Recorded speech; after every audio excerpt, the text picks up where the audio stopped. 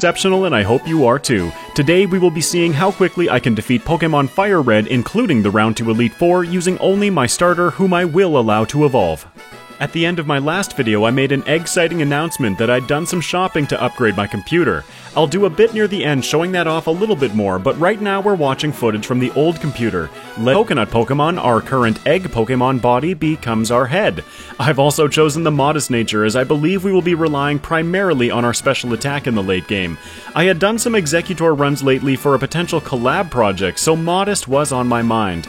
In my videos I always do two playthroughs, a first completely blind one, then a second one attempting to optimize it based on my experience in the first.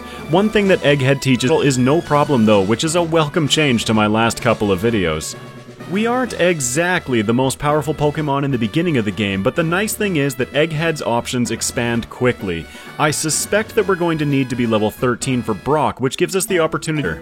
The early game is going to be a question of, is Brock possible before level 13, and how do I get to level 13 the fastest? I want to clear out all of the trainers in the early section. Same type attack bonus, super effective Poison Sting hurts a lot.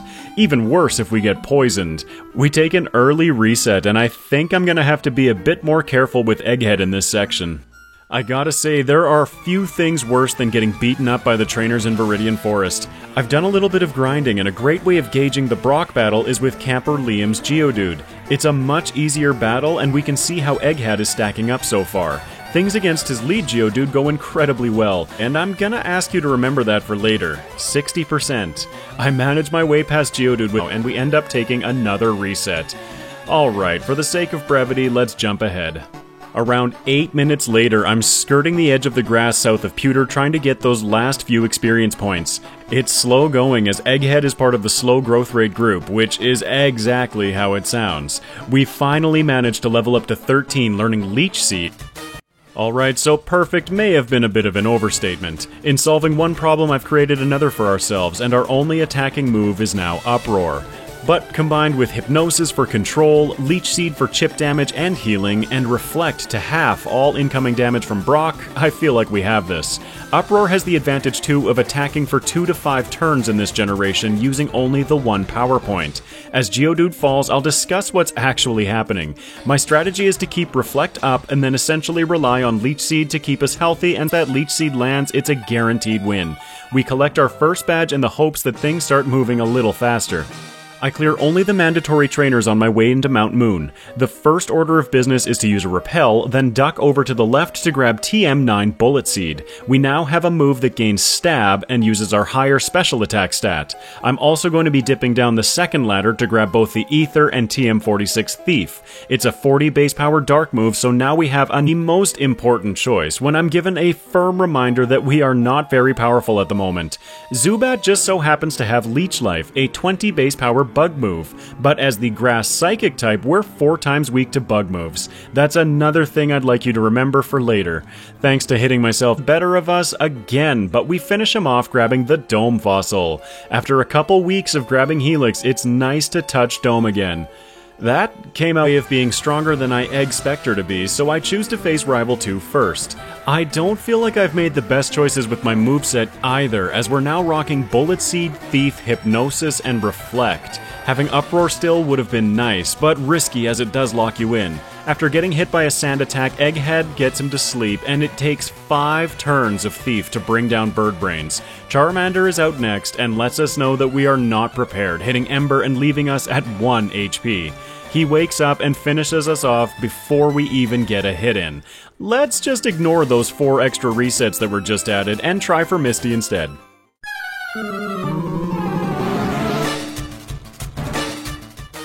Misty tends to be a bit more challenging than I estimate. Her lead Staryu, though, isn't the problem, as our Stab super effective Bullet Seed hits for 4 turns right off the hop, knocking her out. Starmie, however, is the much bigger threat.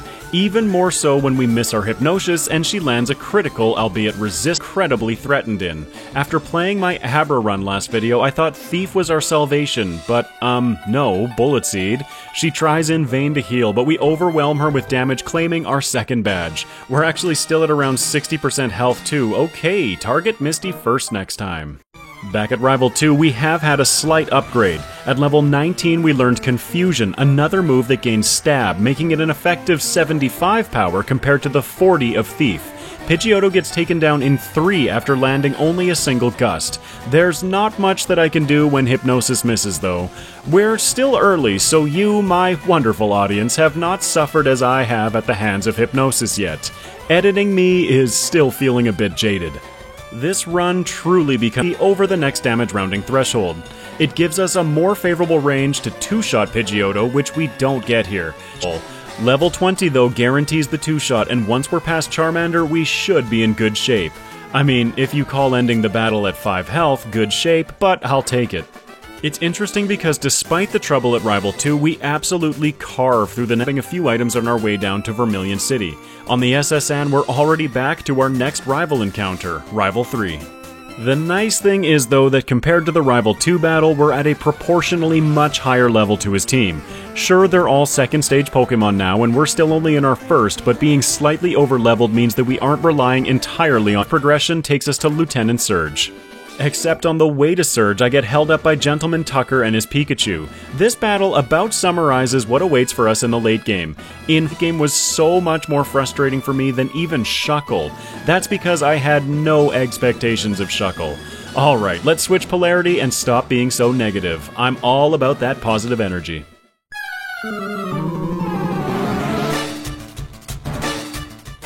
Against his lead Voltorb, I start by trying to put him to sleep. I think that after that super close call and a generally trying to figure it out and take down Voltorb followed by Pikachu with a single Confusion. I started trying to put Raichu to sleep, but after a single double team, I just switched to Confusion again. Come on, just hit him enough times before he hits us too many. We do have a type advantage here resisting his electric moves. It takes a minute, but after several turns of exchanging with Raichu, we bring him down, claiming our 3rd badge and moving into the mid-game. I complete the typical welcome to the other side of rock tunnel chores, ending up here teaching Fly to our Pidgey. This is one of the most fantastic Meowth checks that I think I've ever had. After teaching Fly, I check them and find a rare candy, PP up, and T-action, and I have yet to try it in a run. Can you guess what it is? With the tea in hand, I can now scoot over to Saffron City to unlock the Fly location, do a little bit of shopping, and most importantly, grab T-action. It's then back in Celadon as I'm preparing to dive down into the rocket hideout that a thought occurs to me. I was super excited to get to the mid-game because we can evolve now. I quickly scoot over to the department store to grab a Leaf Stone. I saw no disadvantage to not evolving right away. This was a mistake. But past me does not... Glorious. Now Egghead featuring Feet is ready to walk through the mid-game. Ew, no thank you, I would not like to learn Egg Bomb. It's a terrible move, though I do agree, eggs are da bomb. Now as an Exeggutor, we get a decent boost to all of our stats, now sporting an impressive 125 base special attack, but still only base 55 speed. As I grab the coin case just in case, on the way to Erica's gym, let's talk about our speed. It hasn't been too much of an issue thus far, but base 55 will give us some rough times later on. That's where our ability Chlorophyll comes in. It doubles our speed in sunlight, giving a second benefit of being able to fire off one-turn stab solar beams in the sunlight.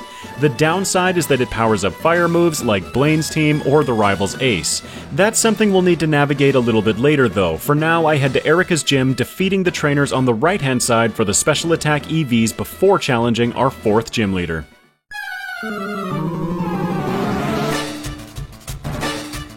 But the reality is much different. We're only a couple of levels higher than her, but even so, we outspeed and one-shot her whole team with a barrage of psychic power. My time in this game's gym challenge though, all you need is Psychic. We clean up our 4th gym badge. Our next major battle is Rival 4 in Pokemon Tower, who also stands no chance at all against our Psychic power. We one-shot his entire team with Stab Psychics. Even the rival's Exeggcute, who resists Psychic, falls to a single shot. There really isn't much else for me to say here, so let's continue progressing. We're already fast. Thank you to everyone in the comments and Premier chats for pointing things like this out to me. Egghead is going to be a tricky one to shop for, as we're quite slow naturally, but after getting the sun up on the first turn, we'll be outspeeding most, if not all, things. In this first playthrough, I am going for Calcium and Carbos, but know that I am actively thinking about if Zinc or Iron would be better in the second playthrough. Anyway, while we're here, let's challenge Rival 5. I've made some changes to our moveset before coming into this battle. Realizing that I didn't have a good option for Exeggcute or Alakazam, I've taught Secret Power over Confusion. Return would have been a better option here, and if I'm going with a mixed attacker, then I shouldn't be running a Modest Nature. But I had an endgame idea with Egghead that didn't include much forethought about the whole game up to that point. Our first attempt ends without even taking down his lead Pidgeot. In the second attempt, I make it to Charizard in really good shape, who then outspeeds and deletes us with Flamethrower. How about we try this again in a bit?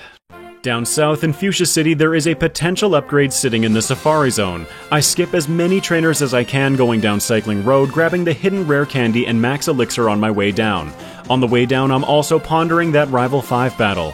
If we don't get the levels that we need to defeat him in this upcoming section, then there are other options, such as grabbing TM19 Light Scream to mitigate that flamethrower damage. 5 turns, doubling our speed with Chlorophyll.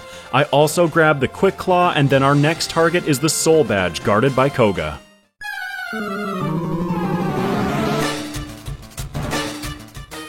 The thing with Koga, though, is that this battle is going to go exactly like Erica did. We outspeed and stab super effective Psychic Sears his entire team. Koga may be the ninja master, but Egghead clomped in singing, "Everybody was psychic fighting. Our thoughts were fast as lightning. In fact, it was a little bit frightening, but I fought it with expert timing." As Koga's Ace Wheezing hits the floor, we grab our 5th badge and head back to Saffron. I reset once more against him while I got my mojo back.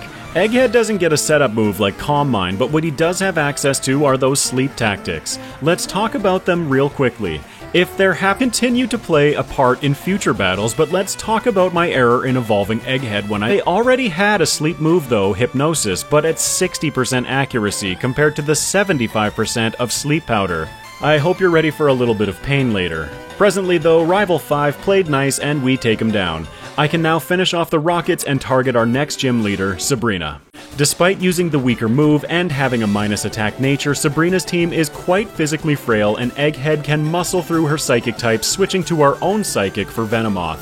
A plan for next run is formulating as I edit this. I'll note too that I haven't been defeating any additional trainers since the early game. It simply hasn't been necessary, but having the slow growth rate is going to catch up with us eventually. Sabrina falls and we're ready for the most intimidating, see what I did there, leader for Egghead to face.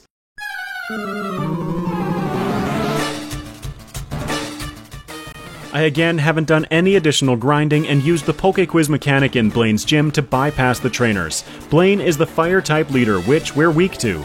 His lead Growlithe and Ponyta both get outsped and fall, but Rapidash proves a bit more problematic. He outspeeds and gives Egghead a lesson in Searing, hitting a stab super effective Fire Blast for a massive 120 damage, over 3/4 of our max. I tried in vain to recover, but that not out. I come right back into the battle after teaching Sunny Day over Bullet Seed, which yes, I was still carrying. This time against his lead Growlithe, I put him to sleep and then set up the Sunlight.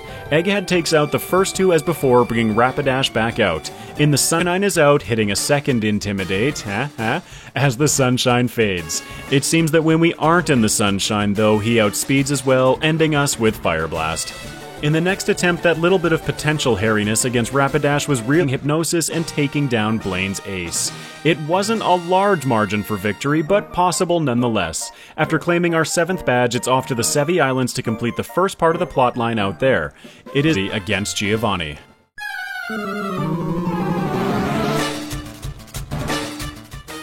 So, yep. Here's the big bad final gym leader. Psychic deletes his whole team once again, so when just watching Giovanni get roasted, here's me picking up TM22 Solar Beam after grabbing the secret key. Cool. I'm sorry, there's only so many ways I can fill in these easy battles. But don't worry, the power dynamic is about to switch drastically as we head deeper into the late and post games. Egghead finishes the gym challenge, so let's go face the final battle with our rival before he rebrands into the champion. And going to grind, I continue being stubborn. It's worth noting that we have super effective wing attacks, while I miss 3 Hypnosisises in a row getting taken down.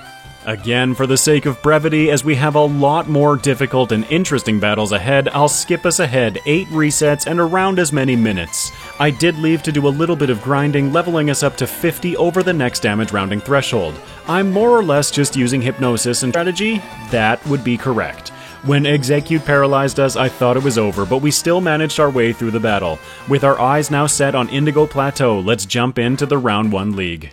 As the Ice-type elite, it's no surprise that Egghead can get taken out quite easily here, especially when I miss my first 2 hypnosises and then finally land one after Dugong has set up a safeguard.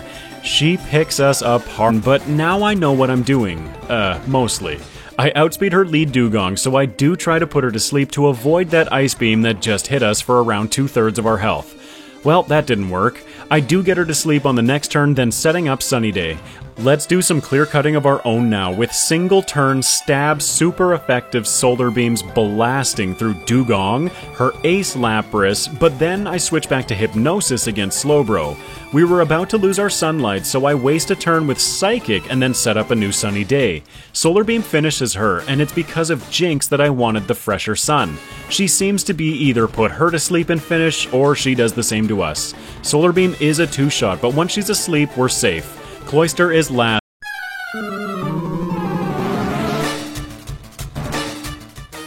Bruno, like so many before him, is going to be another victim to the overwhelming, overflowing power of stab stats that my speed is somewhere between 101 and 113 without the sunlight. This means that in sunlight, even at this level, we would outspeed or nearly outspeed the fastest Pokemon we'll face, Round 2 Lance's Aerodactyl at 208. Noted, we really didn't need those Carbos. Bruno falls and Agatha is next on the chopping block.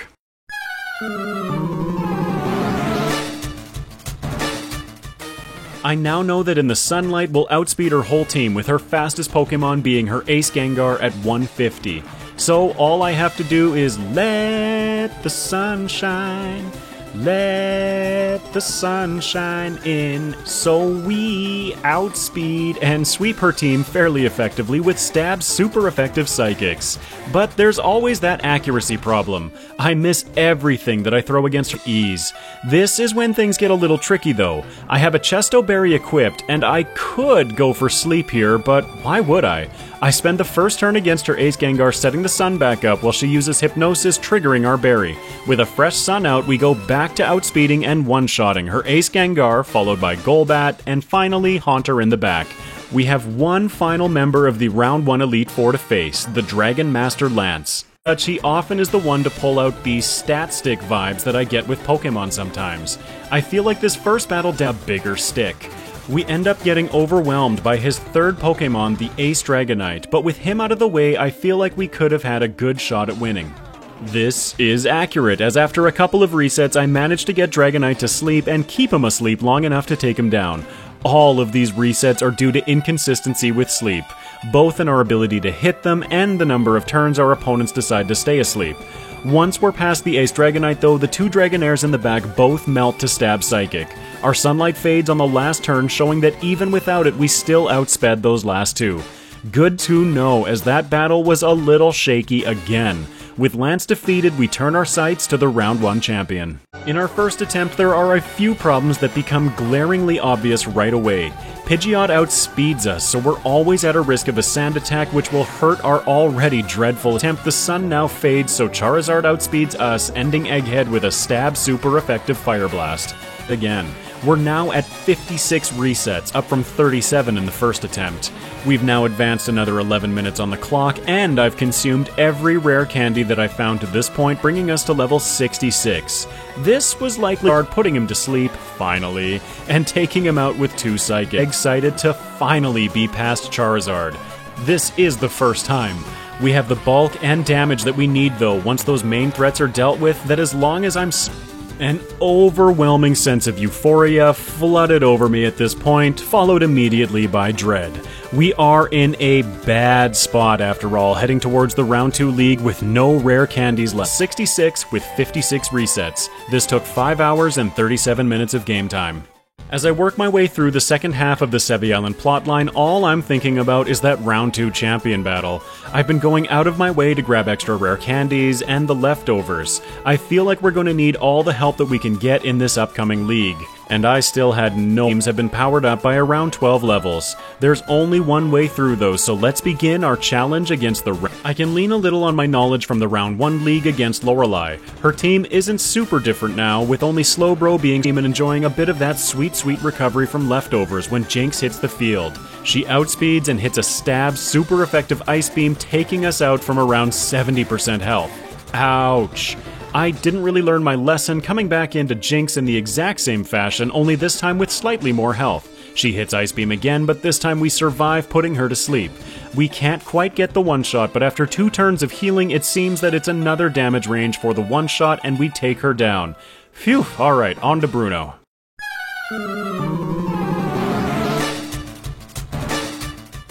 The most notable difference with Bruno in the Round 2 League is that his Onyx assists have been upgraded to Steelix assists. This poses some problems to a lot of challengers, but not to Egghead.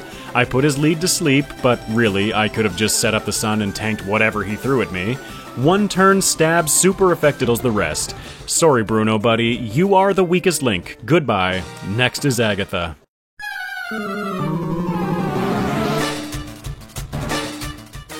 Round 2 Agatha remains equal parts easy and difficult for us to defeat.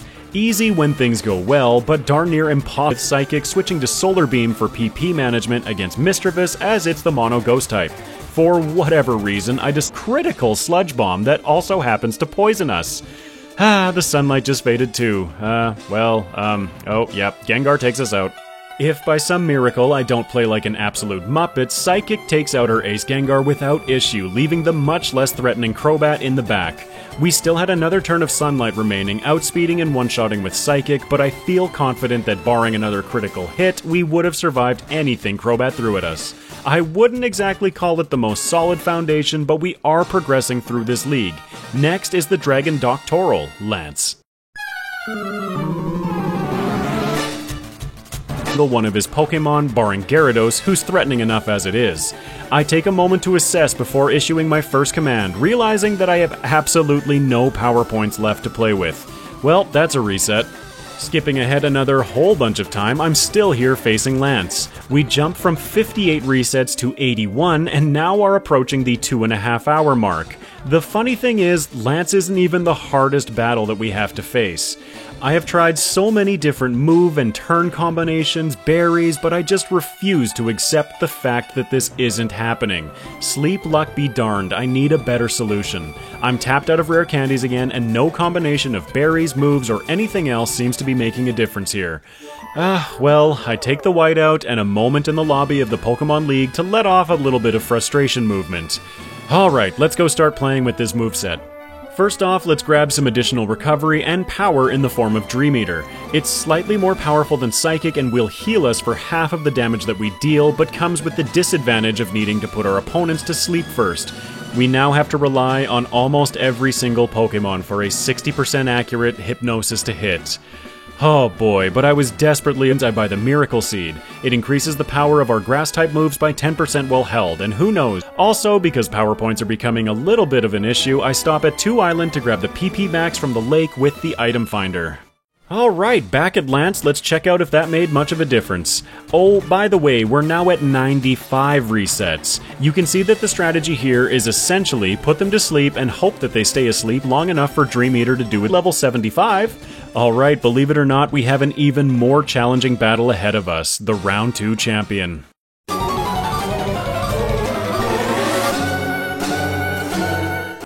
The first bit of bad news is that his lead Heracross outspeeds us right now.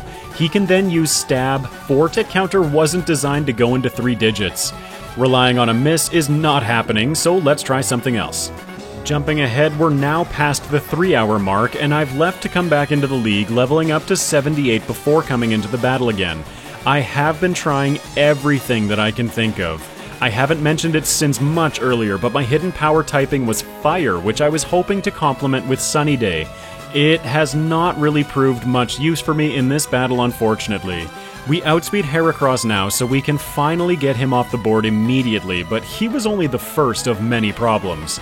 You can see against Alakazam I'm using resisted Dream Eaters. That's because the way his health lines up, 2 Solar Beams results in a heal, while 2 Dream Eaters and 1 Solar Beam finishes him off, depending on his setup. Among the other things that I'm trying to keep track of in this battle, I should be keeping better track of my turns of sunlight, which end as Charizard enters the fray, so he outspeeds and we continue adding resets. That brings us to 136. Oh hi there, we're back again, now at 3 hours 11 minutes with 148 resets. I've left the league again, evolved him at level 37, and edited Sleep Powder over Hypnosis. I hope you can forgive this cheat, but this run at a certain point became pure pain. Even worse than Shuckle, because at least with Shuckle I went in with 0 expectations. Alright, so the champion battle now is a series of me putting them to sleep and then Dream Eater handling Heracross. Tyranitar knows Stab super effective Crunch, which after he wakes up and we miss 1 more Sleep Powder, I'm sure you can imagine how many resets I got to. And this champion battle was an emotional roller coaster while I was playing it, and we're not done yet. Imagine with me, if you will, being over an hour above your original estimated time with an overflowing reset counter, and you watch your Egghead. My fragile temperament at this point was cracking, but we wake up and finish off the champion's final Pokemon. Egghead has done it! You'll have to excuse my lack of enthusiasm. That was awful. I have some serious pondering and testing to do before starting my next playthroughs. I have some ideas, but that was nasty. Egghead clocks in with a round 2 time of 3 hours, 13 minutes, and 15 seconds at level 80 with 148 resets. Oof. This took 7 hours and 16 minutes of game that differ in any significant way from the last run. Otherwise, we're going to be glossing over things very quickly.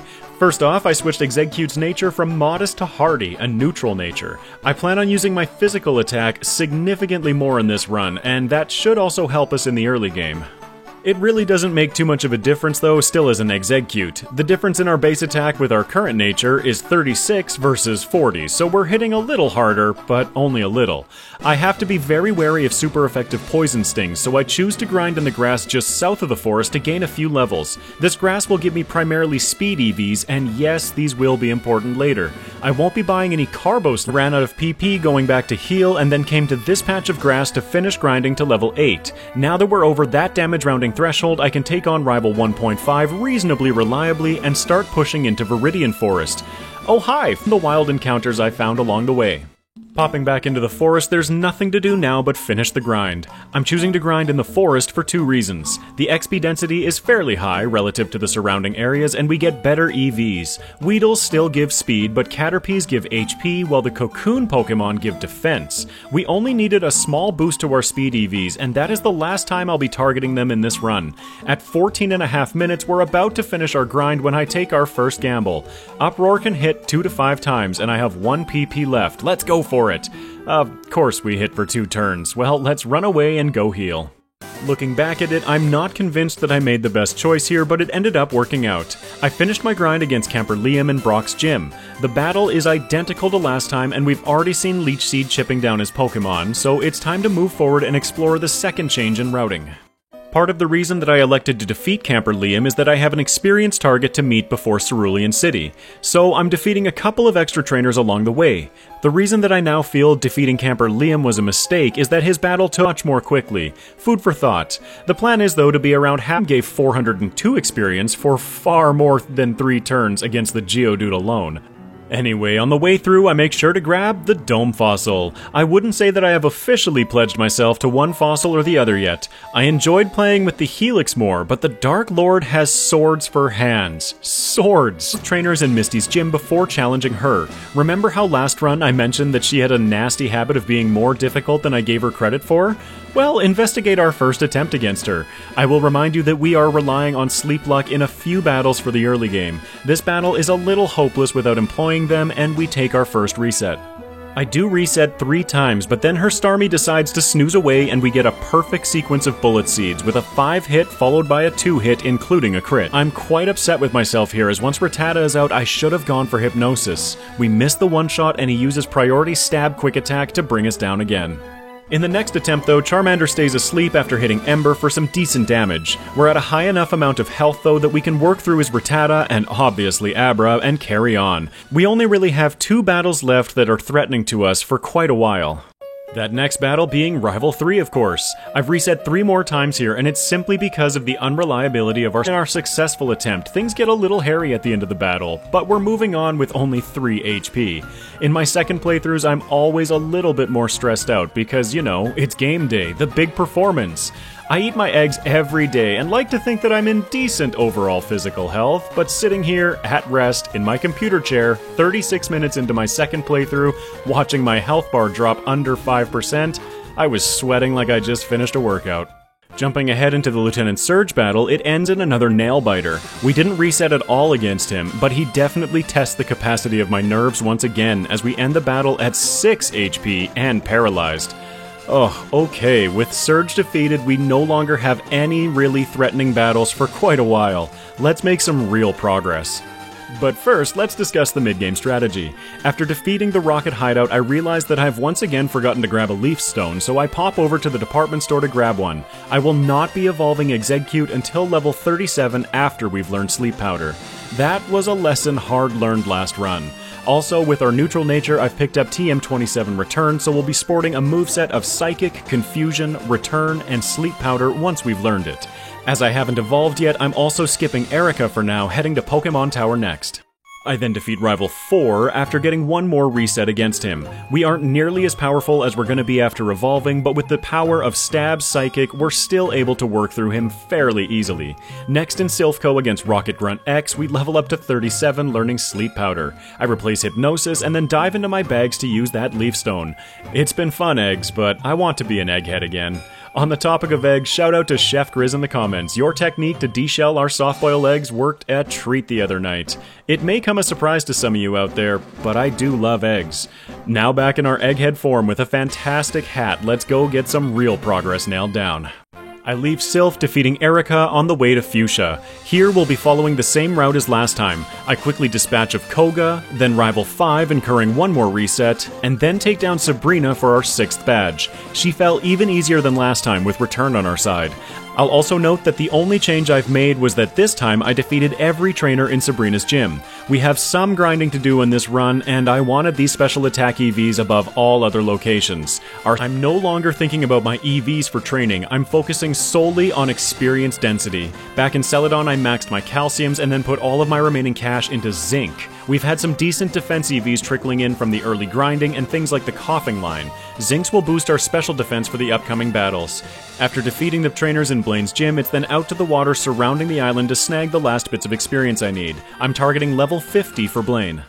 Jumping right into his battle, I have to show this. There are resets in this run that are simply unavoidable. Arcanine wakes up immediately, hitting a stab super effective Fire Blast, which leaves us at 2 HP. Okay, we should still... Oh! He also gets the burn, and that damage takes us out.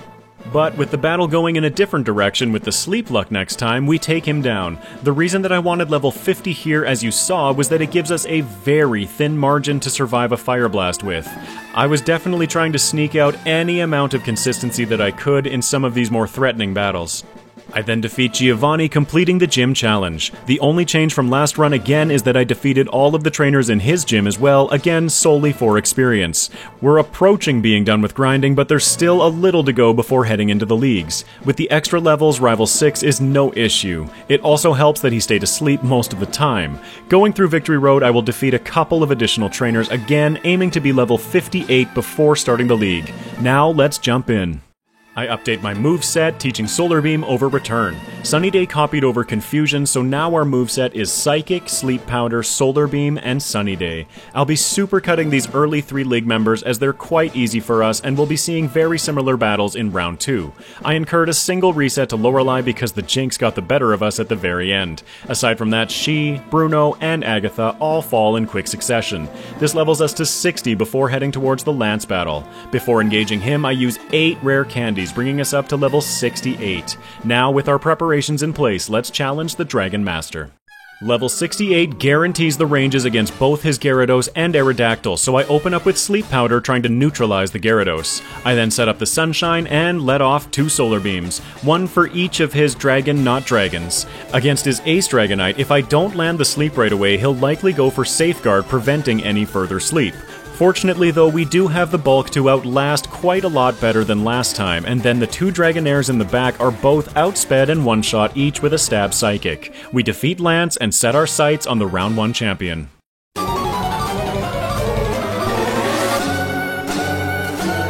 To the battle as we don't one-shot Bird Brains. I then use the opportunity to set up the Sun and start firing off Psychics and Solar Beams to get through his first 2 Pokemon.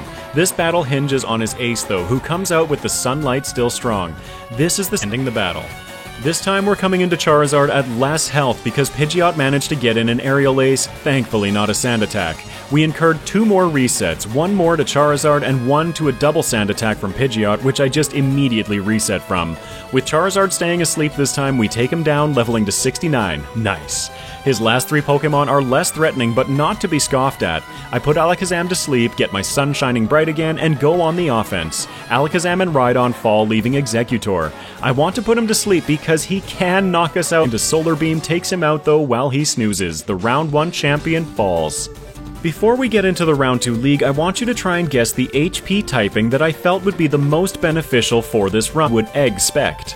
Exeggutor clocks in with a Round 1 time of 1 hour, 38 minutes, and 48 seconds at level 69, nice, with 15 resets. This took 5 hours and 45 minutes of game time. I actually had a lot of fun with this upcoming league. I'm still picking up the leftovers and last rare candies in the region. By the time we're ready for the Round 2 League, our Meowths have found us 3 additional rare candies in total, 1 more than I was planning for. After clearing the rockets one last time, I stopped by Celadon to grab the Miracle Seed and cleared 1 additional trainer, bringing us to around halfway through level 72 before jumping into the Round 2 League. Let's get it!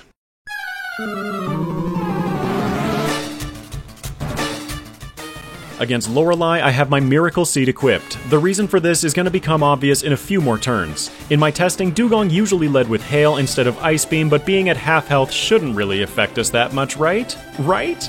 I get the Sun out and start sweeping with single-turn stab super effective Solar Beams. We decimate Dugong, Cloyster, Piloswine, and Lapras, taking a moment against Lapras to put her to sleep and re-establish Sunny Day. Then Jinx enters the battle.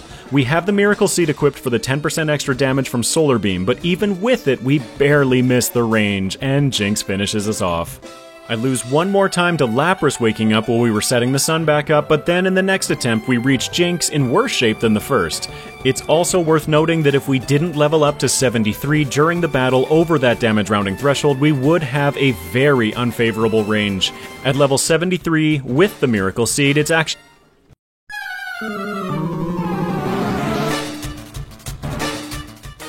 I weighed the risk of getting hit by a Rock Tomb by Steelix in testing. That's about the extent at which I gave thought to be wanting. I skipped the sleep, setting up the sunlight, and the only consequence was getting hit by a crunch.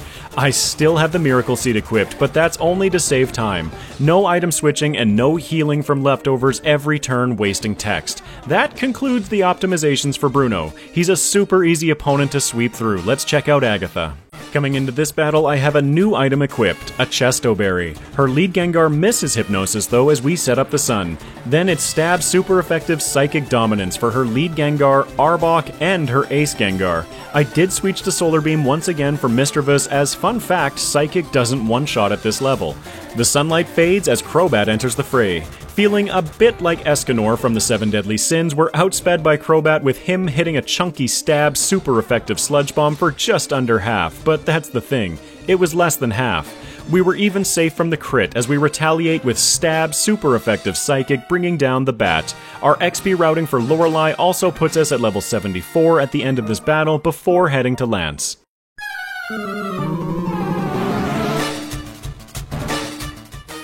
Originally, the plan was to be here at level 80. We snagged that extra rare candy from Meowth, so after encouraging a massive insulin spike in Exeggutor, we're level 81 with a Cherry Berry equipped. The Cherry Berry gives us a little extra safety against his lead Gyarados from paralyzing us. In testing, he had a knack of waking up right away and paralyzing us, triggering a reset. Level course in the sunlight. At this point in the sunlight, we have like 316 speed or some ludicrous value.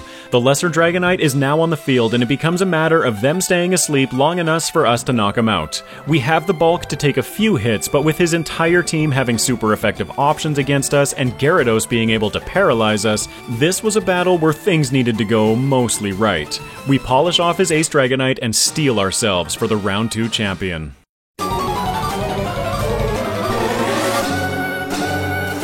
And naturally, we only have 145. But in Gen 3, the badge boosts still exist, and since we have the Thunder Badge boosting our speed by 10%, we can outspeed and one-shot with Stab super effective Psychic. Then we have the Alakazam dance. Ideally, I want him to attack us, as we finally got our leftovers back on and can recover, as the other option is Calm Mind, as +2 with Calm Mind. That's our margin of error, and I try to bring down the Psy Pokemon while counting the number of turns of sunlight I have left. I need to have the sun out for Charizard.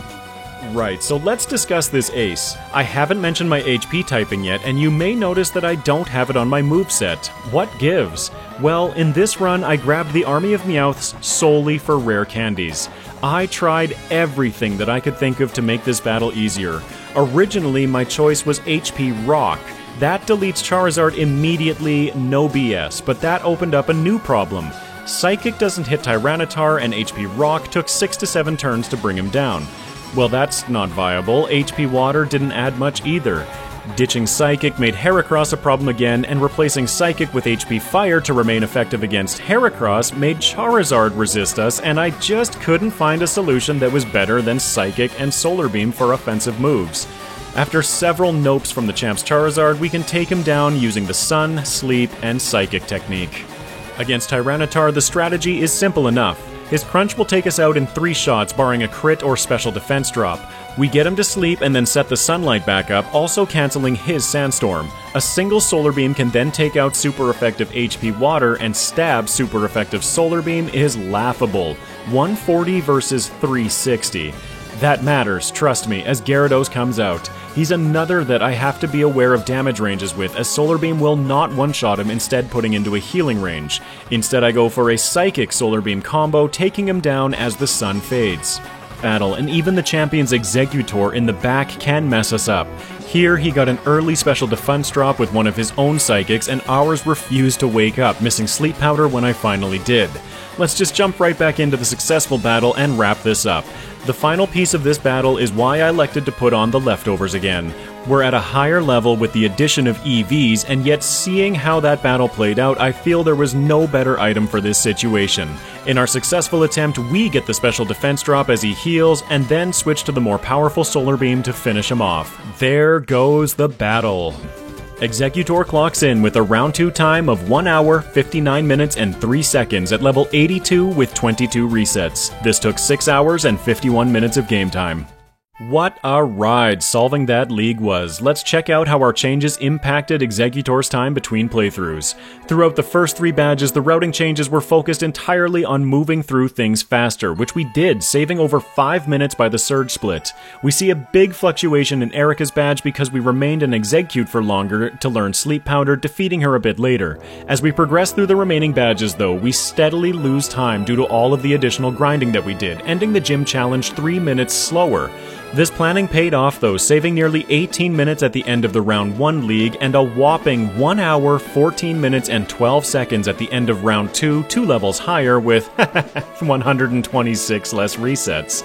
This also took 25 minutes less game time. What an absolutely massive difference having a plan and a more accurate sleep move made. Well done, Exeggutor. On the tier list rules, starting fully evolved with an egg move. The top contender so far seems to be Blissey or Chansey for an egg-themed versus run. Let me know how egg-citing that sounds to you.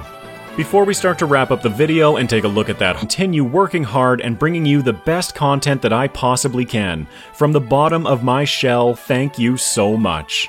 Since the beginning of this channel, I've been using the same computer that I've been using for the last decade. When I originally built it, the gentleman that helped me gave me a confused look when I asked for an 11-cent discount. The total was $1,234.67. Come on, man, 11 cents, 1, 2, 3, 4, 5, 6? That's Canadian dollary dues, by the way, so feel free to apply your appropriate conversion. That big, chunky Cooler Master air cooler, 16 gigabytes of blazing fast 1300 megahertz DDR3 RAM, and originally a Radeon HD 7770 graphics card. That was rounded out by a 120 gigabyte Samsung 840 EVO SSD and a 750 gigabyte HDD storage drive. A few years later, I upgraded the graphics card to a GTX 960, so shiny, because I found one on sale for like $150. And that's the rig that has produced every piece of exceptional content to this point. I don't want to spend too long dwelling here, but I believe that with enough patience, dedication, humility, and hard work, there aren't many things that we can't accomplish as people. Failure only exists if you don't learn from your mistakes. I believe that somewhere in between what you want and what you have lies the realm of creation, or was limited by my own skill set. Either way, this machine stuck with me through all of it. I had to render my videos overnight, as it usually took 8+ hours. I had to plan my days around giving the machine time to build proxies after a run. The odd Windows update, deciding to restart my computer in the middle of the night, corrupting my renders and forcing me to restart them, sometimes losing a full day of production to rendering to be able to get the video out on time. It would even complain, sometimes randomly screaming. I actually think that, so it was always a funny thing to have to restart a voiceover because my computer started screaming. Despite the struggles, it just kept working though. Thank you, my old friend, for all of your years of serving together. This is the new machine. I've upgraded to an Intel i7-13700K, an upgrade of 9 generations, on an Asus Z790 board, now sporting that lovely 600 MHz DDR5, and the graphics card has gone from NVIDIA's GTX 960 to RTX 4070. For storage, I'm now using 2 NVMe drives, a 1TB main drive to run the OS and software from, and a 2TB drive for the rest. The best part is I still have 2 more slots available. After years stuck with a 120GB main drive, I'm kind of over lacking space. This is the first video that I fully produced on the new computer, and what a treat it's been. You'll probably notice that there isn't much for lighting going on. I quite like the minimalist look, accented by the white case. Rainbow unicorn vomit gets a little overwhelming for me. I could just ramble on forever, but instead we can leave some questions unanswered for that 5K subscriber video. My goal for the channel is to reach 5,000 subs by 2024, and once we've hit that goal, I'll produce a 5K special run where I'll feature a Q&A component for any questions you all may have about the man behind the egg. Thank you all so much for your support and helping me bring the channel to where it is now. I want to continue pursuing this YouTube dream, and now there are even fewer things holding me back. I plan on starting to live stream soon to attempt the Nuzlocke in Pokemon Soul Silver and start learning the ins and outs of that game so that I can start running it as well. Be sure to keep an eye out for a poll that I'll post about it soon. I have a Palkia video that I'm intent in the long term. Now I have a Verses video that I need to get started on. Until next time, take care everyone.